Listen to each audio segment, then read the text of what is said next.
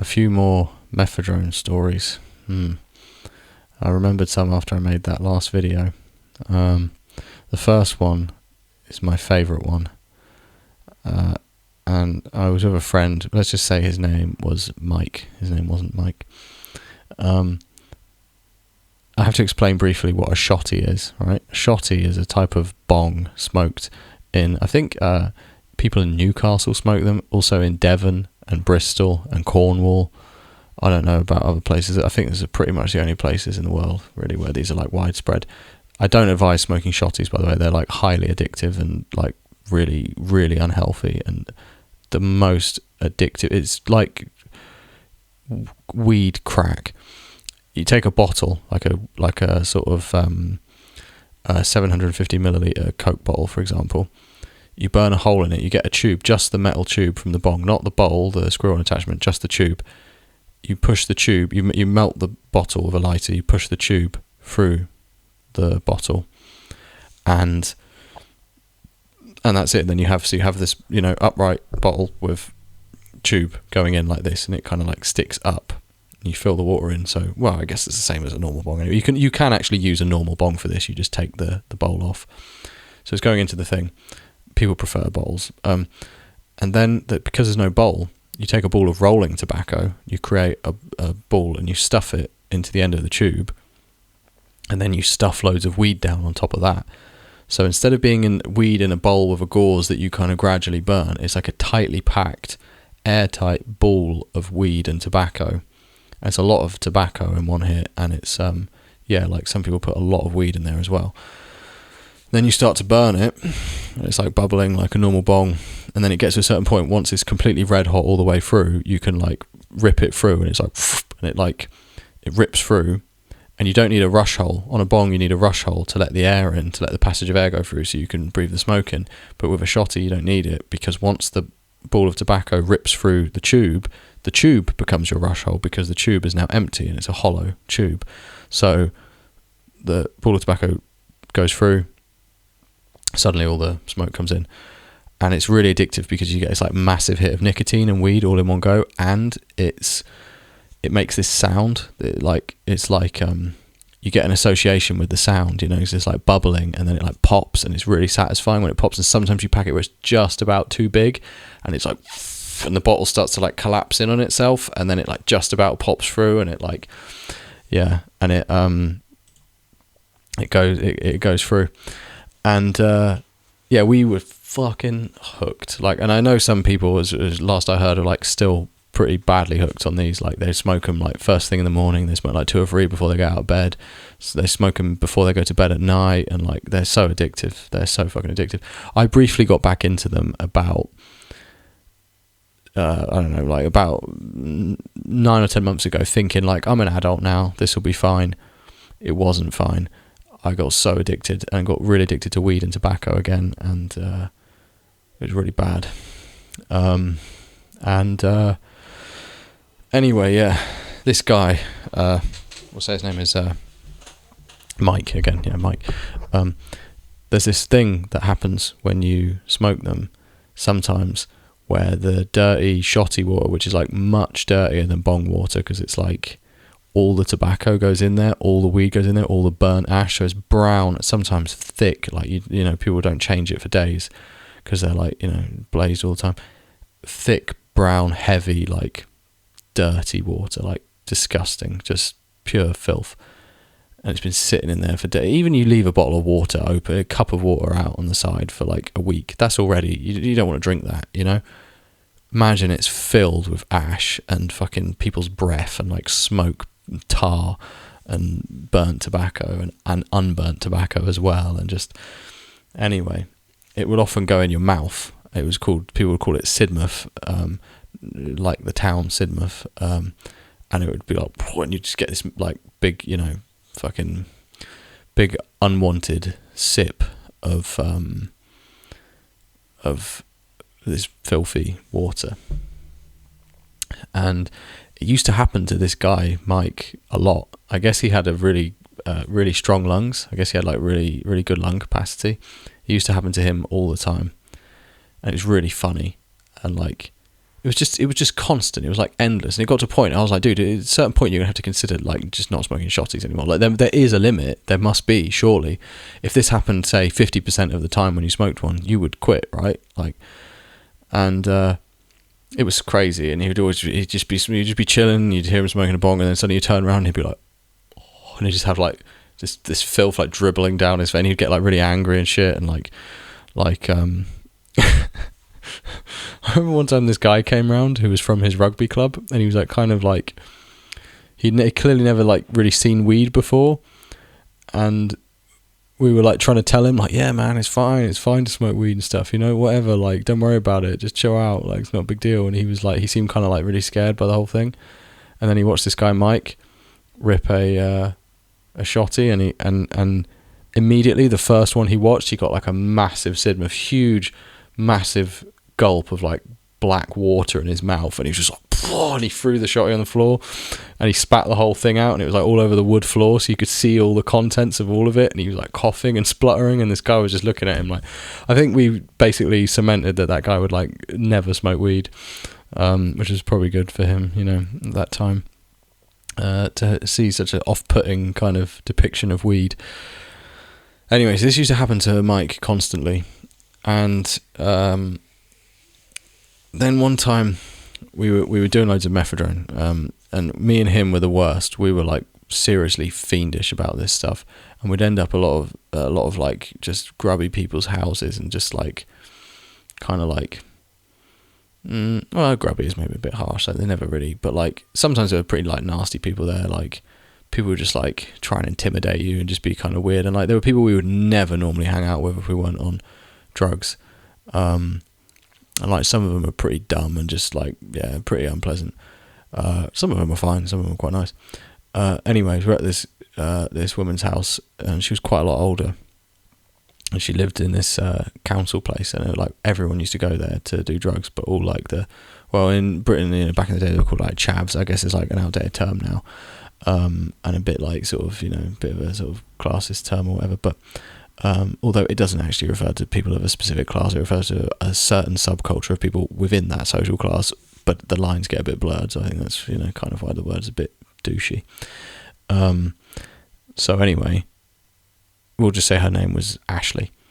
We were at her house, and we were having a really weird time, and people were sort of like a bit weird that we were there, because we were like a couple of little posh boys, you know, and he was smoking a lot of shotties that night.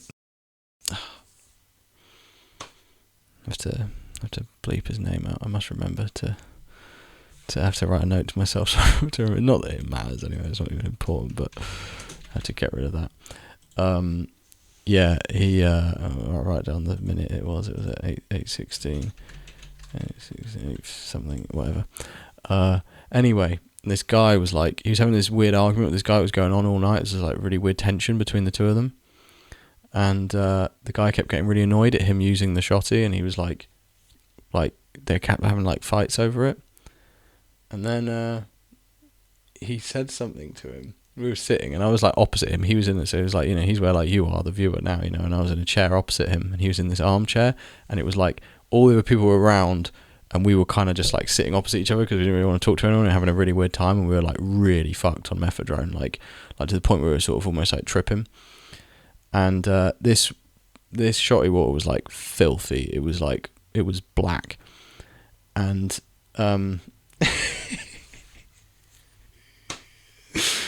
yeah, and I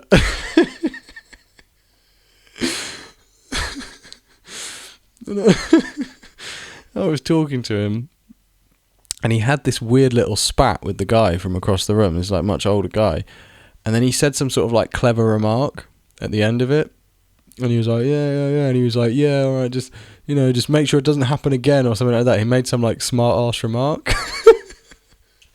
He was fucked at this point, like really, really fucked. He made this kind of like smart ass remark, and then he went to pick up his Coke bottle and take like a smug sip of Coke, and he just sipped. He took like a full, because his mouth and throat was all dry from the drugs, and he took like a full on glug from this shotty, like just literally like.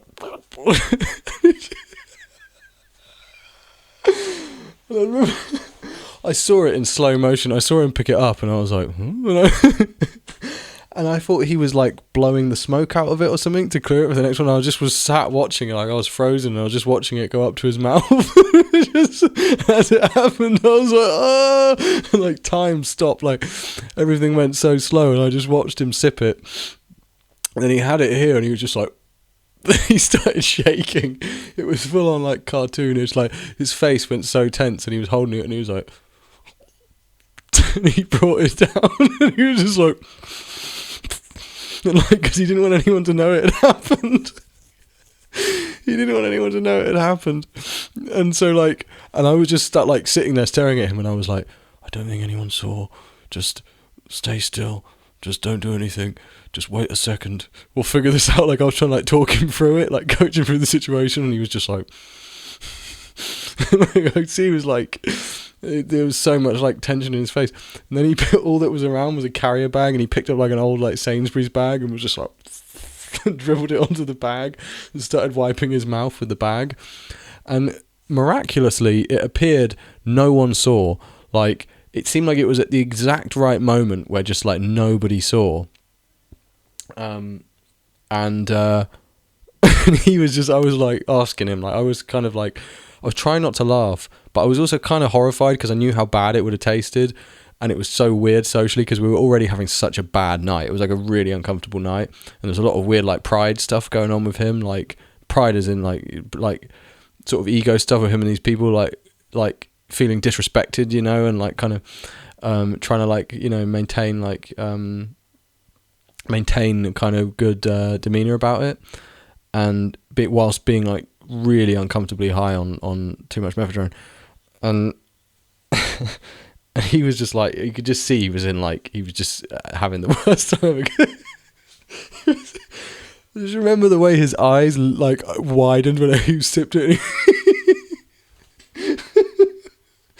His eyes just like bulged. He was just like I can't do the fade, but I remember just someone sipping and then just seeing just like like it's like a cartoon. Like his eyes just went so big as he put it to his mouth, and it was such a big gulp that he took, full on, like, you know, like half what was in there. And yeah, so anyway, then he had it all, and it had the aftertaste, and I was like trying to tell him, like, I was just being like, yeah, don't worry, man, like the taste will go away. And he was like, no. And like I was trying to console him because I kind of wanted to stay and like have more drugs and stuff, and he was just like he just couldn't, like he was so like, he was really upset by it, actually, like really, really upset and uncomfortable. And and yeah, and miraculously, yeah, seemingly no one saw. And we stayed for like, I was like, right, we have to just like chill for a little bit, you know, and then we'll get ready to go. And like, he was like really like rushing things. He was like, I just really want to go. I just want to go home. I'm done. Like, I just really want to go home now.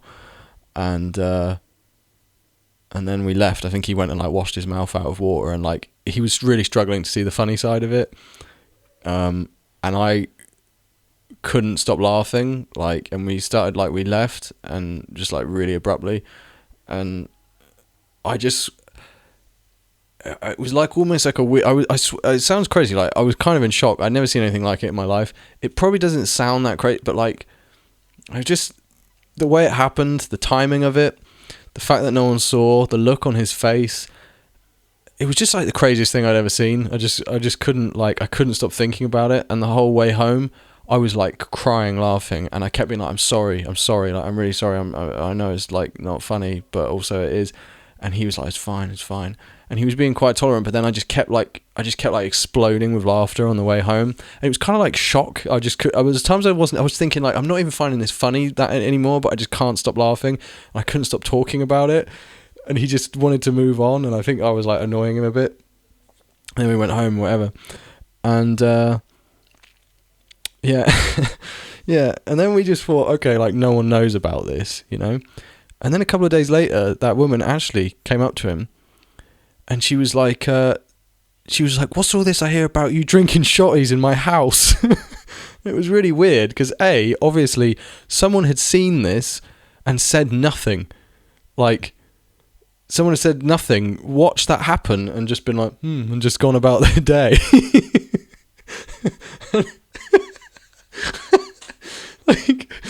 I don't know if that's because he tried not to react and we tried to like downplay it. So maybe they thought that he was literally just deliberately taking a sip, like it was some crazy thing that we did to get high or something. And two, yeah, it was like her accusatory tone, like he'd done something wrong, like he had stolen from her, but drinking this putrid water, like it was like an offense. It was fucking incredible. And I really liked that she said that to him. It was just, it was such a bizarre and humiliating incident for him. And he continued to, have a lot of Sidmouths after that, and possibly still does to this day. But when you have a Sidmouth, you don't swallow it, you just spit it out. But that time, that was a fucking gulp.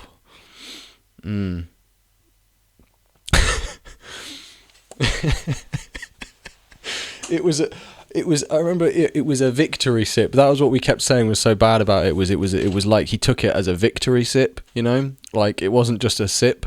It was a victory sip after a sort of mild confrontation where he felt he had kind of had the upper hand. So that was good shit. The other one, well, the second one I was going to talk about is too much of a long story, and to be honest, it's not even fucking funny. It's like a bit fucking horrible. It was a disastrous house party I had. It was like the most shameful thing I've ever done in my life. Terrible. Might do a video about that sometime, but I don't have time to talk about it now anyway. But it was fucking nuts. There was a lot of Mephedrone that night as well. Jesus, and that was like, I'm still sorry to my parents for that one. That was like the fucking disgrace. But another crazy thing that happened, a bit like the when I talked about that crazy NOS experience on acid, I also had a really insane NOS experience on Mephedrone. It was the first time we ever bought our own Mephedrone off the internet, so we bought shitloads. And my friend had a free house, and we had loads of people around, and we had like so much. Oh god, that stuff was so abundant. It was just like. It's kind of horrible to remember, but also like quite like kind of exciting to think about because it was so cheap and so it felt so good, and we were just like going like lines like this big and shit. I saw people literally. I'm not exaggerating. Do lines like bigger than this. Like I'm not exaggerating.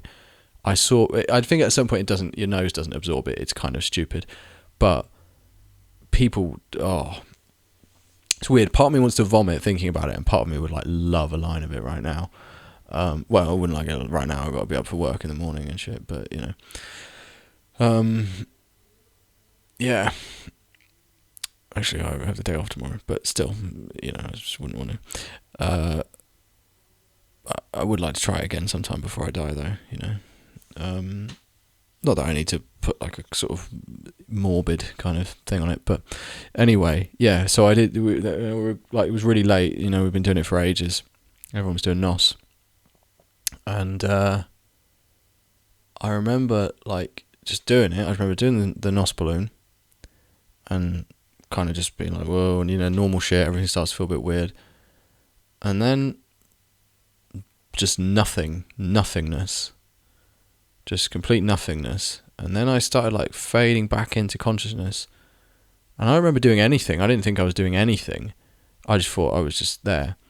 And I just remember hearing a voice, like someone, it was one of the people I didn't really know, and he was like, he's putting it on, like he's faking it or something, and like, then everything started, like, fading back in, and I was looking around, and I couldn't remember how I'd gotten there. I couldn't remember anybody's names, and I'd forgotten like the last 2 weeks, and I was looking at my friend, and to be fair, he had like a very distinctive appearance, and I recognised him. Like I did recognise his face and his appearance, but I was just like, why the fuck am I here? Like, why am I at your house? And I couldn't, yeah, I didn't know why I was there. I didn't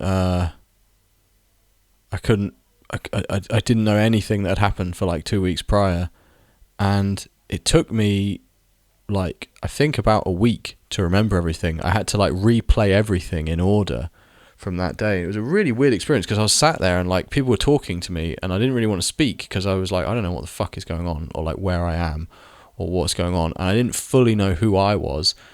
And it didn't come back that night. Like, it took a while. That was some fucking weird shit.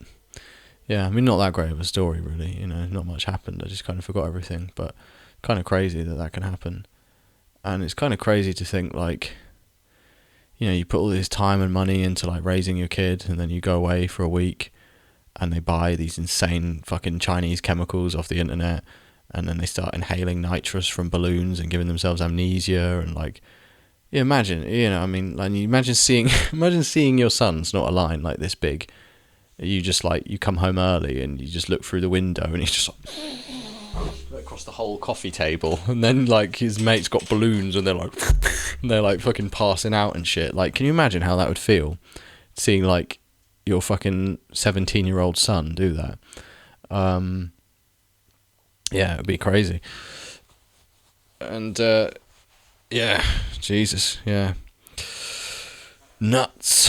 Then again, I guess extreme drinking is like pretty normalized, and that's kind of crazy as well.